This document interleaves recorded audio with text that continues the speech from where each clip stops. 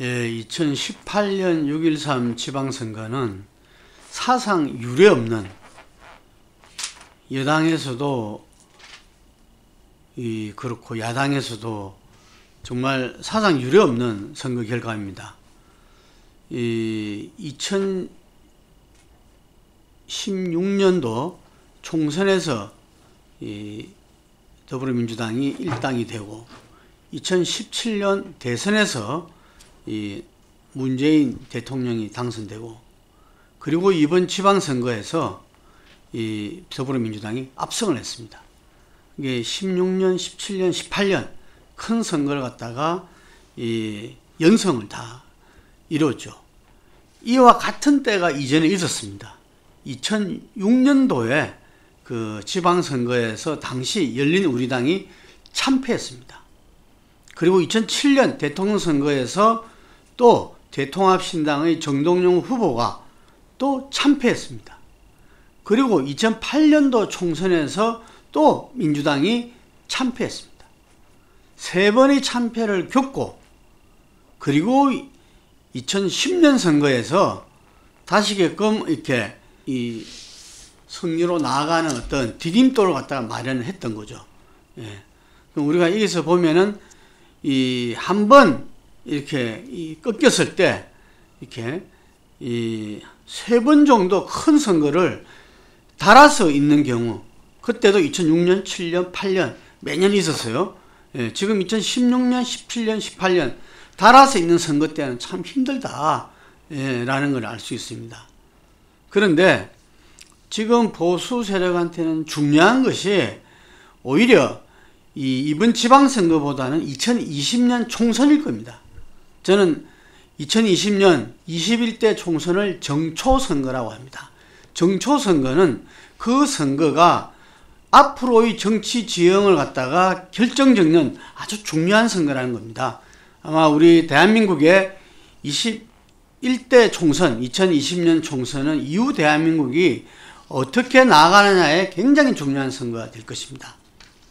이번에 유례없는 압승을 했던 그런 것은 데이터라도 다 나오죠. 강력단체장에 더불어민주당이 14대, 자유한국당이 2석, 무소속 하나, 14대 2대 1의 그것만 정도가 아니라 광역의회에서 본다면은 수도권인 서울, 경기, 인천에 더불어민주당이 전부 다 90% 이상씩 의석을 석권했습니다. 예를 들면 서울에는 110명이 정원인데 102명, 경기는 142명인데 135, 인천은 37 정원인데 34. 거의 다른 야당은 아마 의회가 열리면 찾아보기도 힘들 겁니다. 이게 그 정도로 더불어민주당이 압승을 했죠. 호남도 마찬가지입니다. 호남도 지난 총선에서 국민의당에 다 뺏기고 세석밖에 차지 못했던 더불어민주당이 이번에는 예를 들면은 시의회 도의회에서 강주는 23명 중에서 22명, 전남은 58명 중에서 54명, 전북은 39명 중에서 36명, 압도적이죠. 거의 강주 같은 경우는 96%에 달할 정도입니다. 호남에서 이제는 캐스팅 보트로서 어떤 역할을 하는 민주평화당 같은 경우가 숨 쉴 수 없을 정도로 이렇게 참패했습니다. 그나마 기초단체장에 너댓 군데를 당선시켰다 하는 이게 박지원 대표가 전 대표가 이야기한 대로 상당히 위안을 삼을 수 있을 지언정 호남에서도 더불어민주당이 거의 싹쓸이했다 이렇게 볼 수 있습니다. 더 이번 선거에 중요한 것은 그동안에 보수 야당의 어떤 근거지라 이야기했던 기반이라고 했던 영남 지역에서의 변화입니다. 특히 그 중에서 PK지역, 부산, 울산, 경남. 그동안 한 번도 강력단체장에서 민주당이 석권한 적이 없었죠. 우리 잘 알다시피 노무현 대통령이 지역주의에 온몸으로 부딪히면서 했던 선거가 바로 95년 부산시장 선거였습니다. 이 경남지사 같은 경우는 김두관 현 더불어민주당 의원이 무소속으로 야권 연대를 통해서 됐던 겁니다. 네. 울산도 진보 세력의 뿌리는 깊지만 여전히 이 울산시장은 이 보수 정당이 계속 그 시장을 당선됐던 곳입니다. 하지만 이 세 군데에서 다 바뀌었습니다. 네. 그리고 이 의회에서도 부산에서 47석 중에서 41명, 경남도 58석 중에서 34명, 압도적이라 아니할 수 없죠. 그리고 TK에서도 대구에서는 상당히 개표 후반까지 상당히 이렇게 접전을 가져갔다든지 뭐 이런 부분에서 이 상당히 변화를 갖다가 느낄 수 있었습니다. 물론 이 그 결과로 본다면은 이 TK는 여전히 한국당이 압도적으로 그 이 도의회나 시의회에서 그 이 석권을 했지만 이게 그 변화의 조짐은 있다. 상징적인 게 박정희 대통령의 생가가 있는 구미시장이 더불어민주당으로 바뀌었다는 사실입니다. 이와 같이 이번 선거는 정말 그 선거 과정에서도 다들 이야기했다시피 원사이드한 선거였다. 저는 이번 선거가 지난 2016년도 높이 들었던 촛불 시민혁명의 연장연상이 있다고 봅니다. 지난 대선도 촛불 대선이었고 이번 지방선거도 촛불 지방선거였다고 봅니다. 왜냐하면은 당시에 촛불 정신이라 이야기할 수 있는 주권자로서의 국민이 주권을 행사해서 나라다운 나라를 만들겠다는 것이 이루어진 게 아니거든요. 그게 진행 과정이었습니다.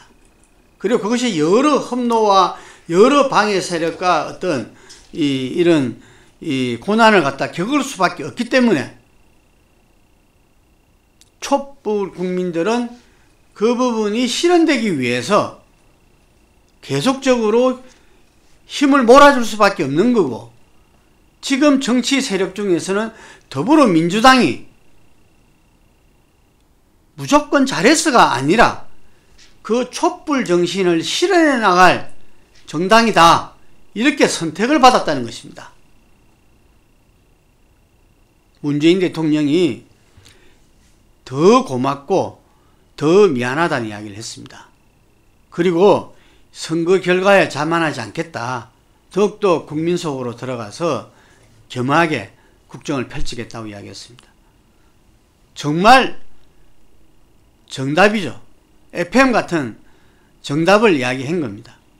근데 진짜 더불어민주당이 국민과 함께 겸허하게 국정 운영을 해 나가지 않는다면은 저는 더불어민주당 또한 촛불 국민들한테 외면받을 수도 있다는 사실을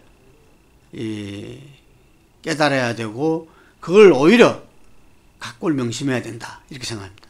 여러 가지 그 원인이 있죠. 보수가 괴멸된 데는. 근데 첫 번째로 다들 이야기하는 게 그 박근혜 대통령, 전 대통령이 국정농단 속에서 탄핵되고 지금 감옥까지 가 있고, 정말 그 1심 선고에서 국정농단만 가지고도 지금 엄청난 형을 받았잖아요.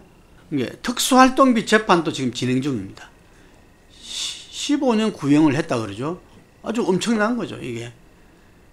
거기다가 이명박 전 대통령까지 지금 감옥에 있습니다. 그런 상태에서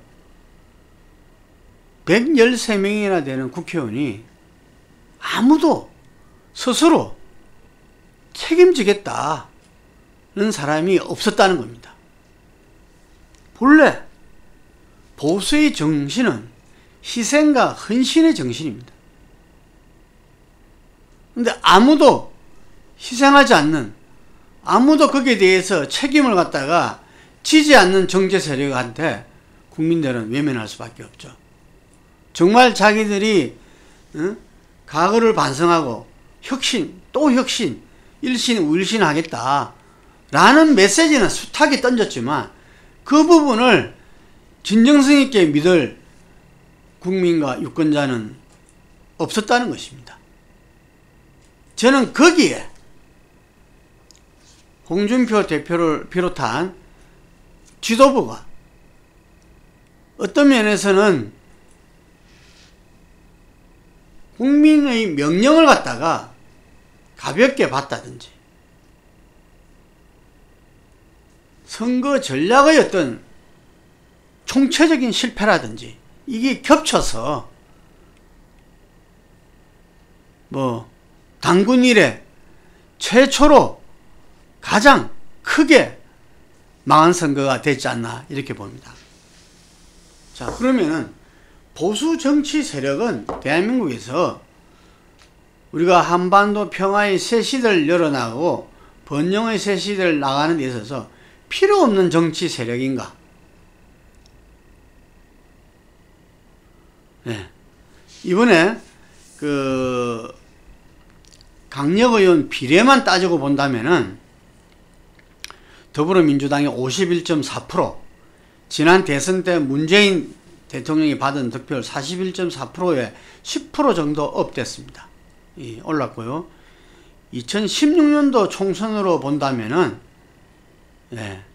한 26%였으니까 한 25% 정도 올랐습니다. 그럼 한국당은 이번에 몇 프로냐? 27.76%입니다. 당시에 국회의원 비례에서 국민의당이 2등 했는데 그때 받은 게 27%, 약 27%였어요. 그 당시 민주당이 26%를 받았어요. 비례대표 득표율 27%, 결코 적지 않다. 지난 대선 때 홍준표 후보가 받은 24%보다는 높아요. 여전히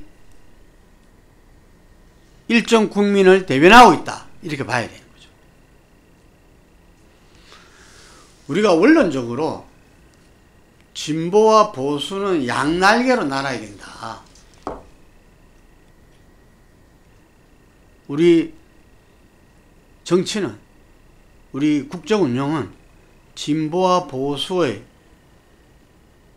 협치를 통해서 풀어나가야 된다, 이런 이야기들을 합니다. 과연 그것이 실제적으로 필요하냐 아니냐, 저는 이 부분이 중요하다고 보거든요. 이번 선거로만 본다면은 국민들은 보수 정치 세력은 필요 없다. 지금 수도권 의회 보세요. 90%가 넘는 의석 비율로서는 거의 일당 독재를 할 수 있는 여건이 다 마련되어 버린 거죠. 근데 이게 좋기만 한가? 우리가 민주주의는 상권 분립에서 이야기되듯이 견제와 균형이 굉장히 중요한 겁니다. 그리고 절대 권력은 절대 부패할 수밖에 없다. 그래서 우리도 망했다. 이게 자유한국당이 걸어놨어요, 뒤에. 응? 그래서 저는 우리 정치에 보수가 재건의 필요성은 분명히 있다. 현재도 대변하는 할 국민들이 있고 유권자가 있고, 흔히 말해서 정말 보수를 새롭게 해나가기 위해서 폭망이라 그러죠. 폭삭 망해라, 그리고 새롭게 시작하라 라는 보수도 저는 제법 있다고 봅니다. 그렇기 때문에 이 보수의 어떤 새로운 출발이야말로 이 대한민국 발전, 우리 정치의 변화에 상당히 중요한 부분이다 생각하고, 국민들도 애정어린 눈으로 봐야 된다 봅니다. 근데 지금 당장에 예측컨대 각 당은 어쨌든 자유한국당, 한국당대로 그 바른미래당은 바른미래당대로 그 내부 이 선거 패배에 대한 어떤 책임과 수습을 해야 되지 않나 이렇게 봅니다. 이 두 곳 다 지도부들이 다 총사퇴했죠. 지도부들이 총사퇴하면은 보통 원내 대표가 그 비대위원장을 맡게 되어 있습니다. 그래서 비대위원장을 그 하고 대체로 2달 정도의 그 이내에 그 전당대회를 통해서 새 지도부를 선출하게 되어 있어요. 지금 이 또 한 곳에서 몰려오는 그 이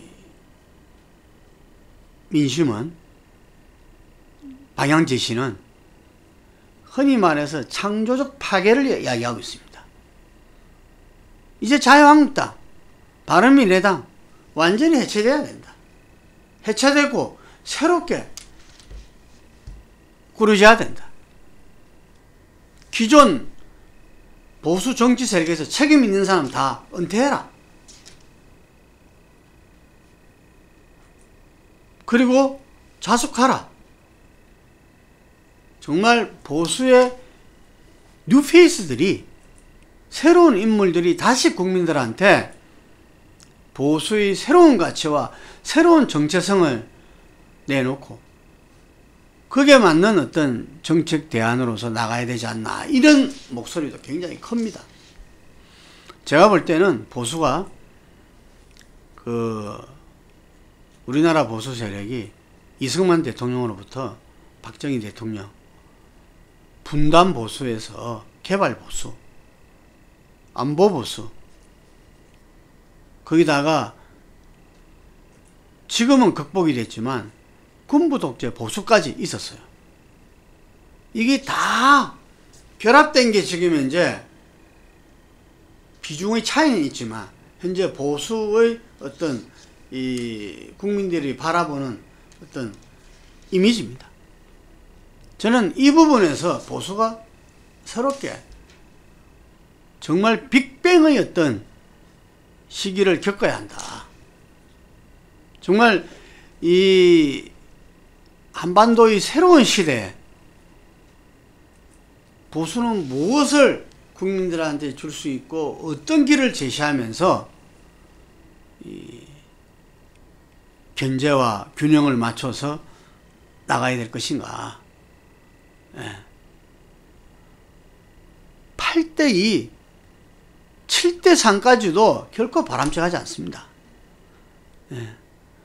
크게 벌어지면 6대4, 5.5, 4.5 이러한 세력 균형이 결국은 양쪽을 다 건강하게 만들고 그게 나라와 국민들한테 가장 도움이 되는 길이죠. 그래서 저는 이제 보수가 새로운 가치와 새로운 어떤 정체성을 갖다가 모색하는 한편 정말 이 대한민국의 어떤 발전을 원하는 보수의 뉴페이스들이 이 희생과 헌신의 마인드를 갖고 나서야 됩니다. 거기에서 새롭게 누가 보더라도 국민들이 특히 보수 정당을 지지하는 보수 세력이 정말 한번 해보자. 그래.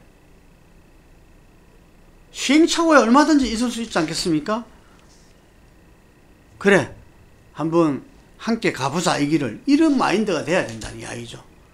더 이상 이전의 그런 분단 보수, 모든 것을 냉전 논리로 이야기하고 국정농단을 자해했던 박근혜 향수에서 완전히 깨치고 나와야 됩니다. 예. 그런 점에서 지금 앞으로 길게 보면 한 6개월 과정, 금년 연말까지 과정까지 저는 봅니다. 연말까지의 과정, 일단은 각 당이 수습과 이 나름대로 이 반성과 그거를 하겠지만 결국은 보수 전체의 어떤 빅뱅을 통한 재편이 있지 않으면 안 된다. 그 시점은 제가 볼 때는 연말연시가 아니겠는가 이렇게 보고 있습니다. 제가 좀 전에 이야기했지만 김성태 원내대표가 이제 비대위원장이 되는 거죠. 비대위원을 꾸리고 할 건데 한 2달 뒤쯤 전당대회가 있을 예정이다 이렇게 보고 있고, 지금 바로 전당대회를 하면은 잔여 임기밖에 못해요. 그렇기 때문에 2년의 어떤 당권을 행사하려면 2달 뒤에 해야 되는 거고, 그래서 제가 볼 때 뭐 바로 이렇게 전당대회 열리지 않을 거다. 그리고 어쨌든 간에 전부 다들 뭐 시간이 뭐 이럴 때는 시간이 중요하잖아요. 시간이 필요하리라 보고 그렇게 되는데, 근데 다음 차기 전당대회에서 당대표는 그분이 누가 되더라도 그분이 보수 세력 전체를 새롭게 이끌 리더십이다 이렇게 보지 않습니다. 그게 어떤 가도기의 역할을 하는 분일 수 있는 거죠. 하지만 전제 조건은 그분도 기본적으로 당원과 국민들한테 신뢰를 받을 수 있는 사람이어야 돼요. 신뢰 문제가 있는 사람, 신뢰와 기스가 나는 사람은 지금 현재 보수 세력을 위해서도, 당의 어떤 근본적인 혁신을 위해서도 나서서는 안 되죠. 누가 누구한테 예를 들면은 재갈을 물리고 희생을 갖다가 요구할 수는 없을지라도, 벌써 지금 초선들은 이제 책임 있는 중진들은 다 물러나라고 이야기하는 거 아닙니까? 불출마 선언해라고 지금 이야기하고 있잖아요, 이게. 본인들이, 저는 이 변화의 과정을, 시대의 변화와 국민들의 어떤 변화의 과정을 지금까지 한국당의 당 지도부는 느끼질 못했던 것 같아요. 이게 지금 한국당 홍준표 이하 지도부도 크게 보면은 가도기 중에 하나입니다. 오히려 박근혜의 끝물일 수도 있다 이렇게 보여지는데, 이게 획기적인 어떤 변화, 빅뱅을 통한 새로운 어떤 창출을 위해서는 잘 생각하고 가도기적인 어떤 당대표라도 희생하는 마음으로 뉴페이스가 나서야 된다. 이런 부분들 한 모습이 있고, 그 다음에 당의 책임 있는 중진으로서 신뢰를 받을 수 있는 사람이 또 그 가정의 역할은 할 수도 있겠다.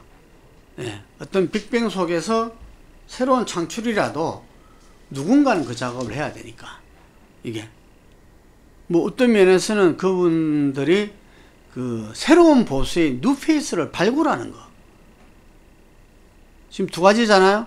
새로운 가치와 정체성을 갖다가 새롭게 세우는 거, 그 다음에 뉴페이스를 발굴해서 국민들한테 내세우는 거. 이 2가지입니다. 이 2가지 속에서 지금까지의 보수 정당들은 근본적인 이 창조적 폐괴를 통한 혁신을 이뤄내야 된다는 거죠. 바른당하고 국민의당이 합당해서 바른미래당이 됐습니다. 그러면은 그 부분들이 왜 합당을 했는가? 국민들이 그러한 보수 중도 정당을 갖다가 원하기 때문이라 그랬어요. 근데 그 결과가 민주주의에서는 선거입니다. 결과가 강력단체장은 말할 것도 없고 기초단체장도 전무, 그리고 강력의원 비례대표에서는 30석이죠 지금. 30석의 정당이 6석밖에 없는 정의당보다도 뒤졌어요. 뭘 이야기하느냐, 정당으로서 어떤 존재 가치를 상실했다는 거예요. 거기다가 바른미래당은 국민의당과 바른당과 합당 과정에서 어떤 화학적 결합이 이루어지지 않았다.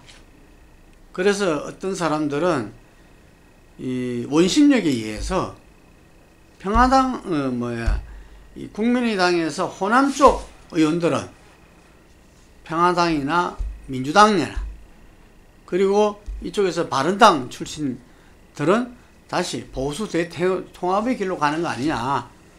이러지만 일단 이것도 제가 아까 말한 대로 어떤 수습과 그런 이 가독해진 상황을 통해서 그 다음으로 나을 것 같아요. 그래서 일단은 아마 당 수습으로 수습 전당대회로 가지 않나 이렇게 봅니다. 이낙연 총리가 개각을 시사했어요. 그 외국 출장 속에서. 그 상당히 그건 의미 있는 발언이었는데 이번 지방선거 결과로 본다면은 저는 그 전남지사에 당선된 김영록 그 농심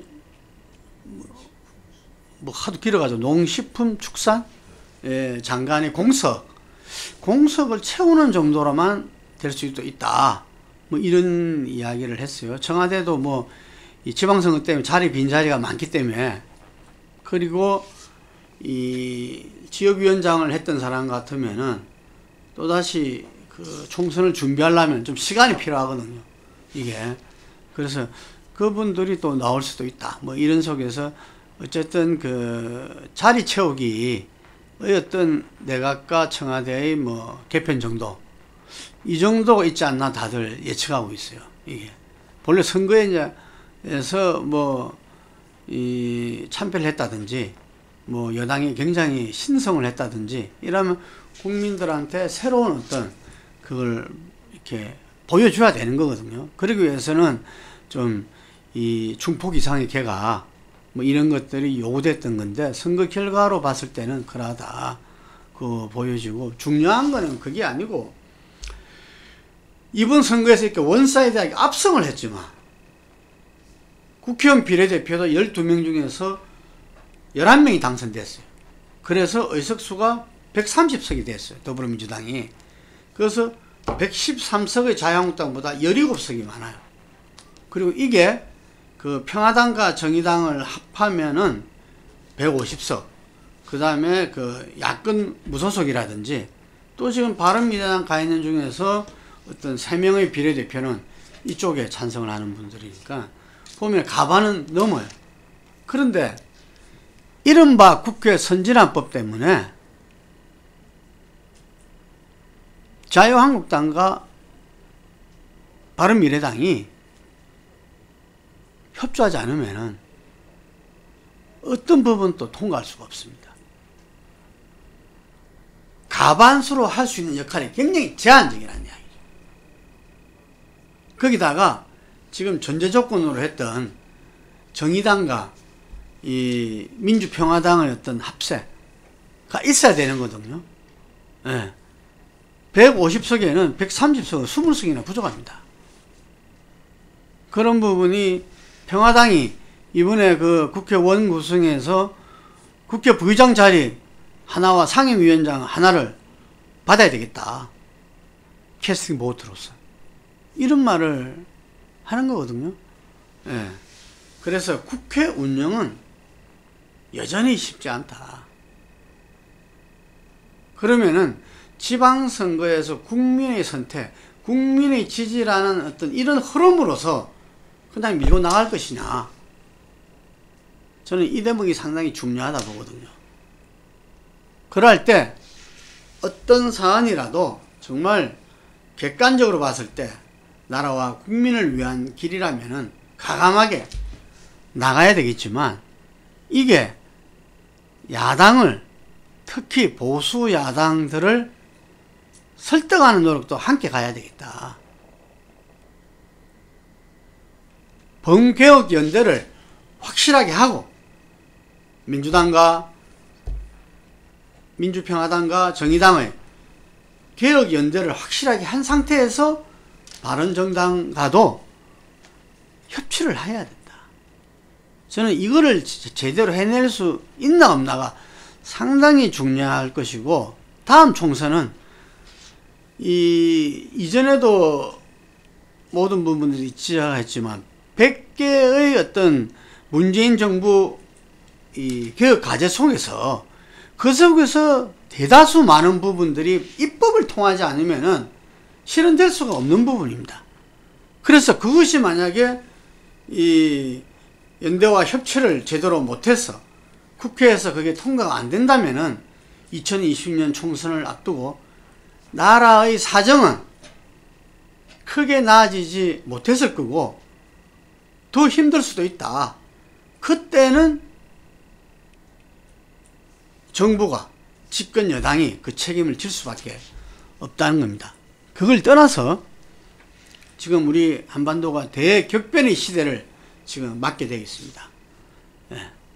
70년 끌었던 냉전의 시대를 끝장내고 정말 평화 번영의 시대로 나가는 데 있어 가지고 우리가 보수와 진보, 여당과 야당이 서로 견제와 균형을 통해서 힘있게 나가야 되는 차원에서 저는 연대와 협치가 다시 한 번 더 필수적이다 이렇게 봅니다. 지난 전당대회 추미애 대표가 당대표로 당선되는 전당대회 때는 친노 패권주의를 갖다가 극복하기 위해서 친문에서는 후보가 안 나왔습니다.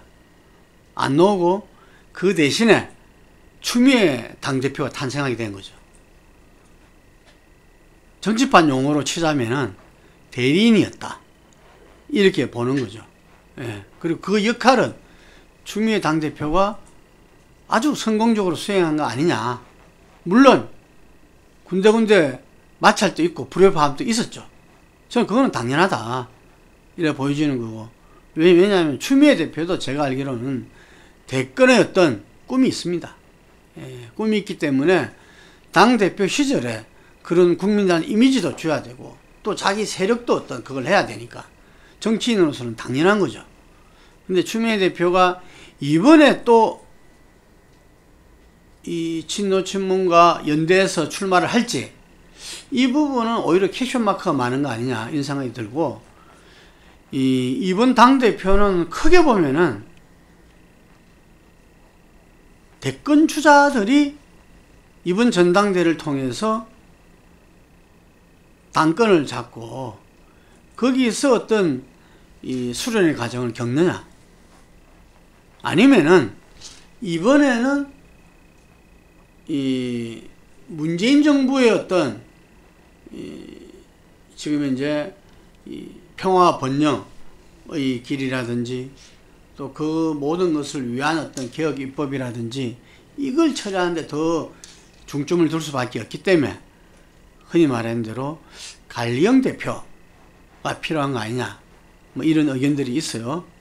지금 뭐 공식적으로 본인이 이야기는 최재성 의원 이번에 당선된 송파을에서 최재성 의원이 자기가 당대표 나가겠다 뭐 이런 이야기를 했어요.